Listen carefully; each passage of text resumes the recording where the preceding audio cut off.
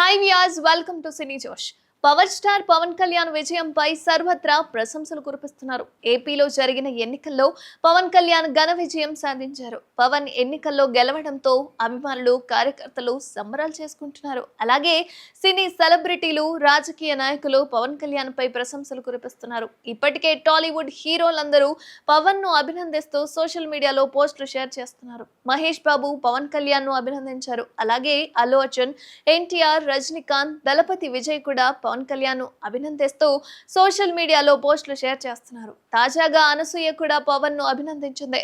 ఎన్నికల్లో విజయం సాధించిన తర్వాత పవన్ కళ్యాణ్ ఢిల్లీలోని బీజేపీ పెద్దలను కలిసిన పవన్ ఆ తరువాత తన ఫ్యామిలీతో కలిసి విజయాన్ని సెలబ్రేట్ చేసుకున్నారు. చిరంజీవి కాళ్లపై పడి పవన్ ఆశీర్వాదం కూడా తీసుకున్నారు. దీనిపై అనసూయ ఆసక్తికర కామెంట్స్ అయితే చేసింది.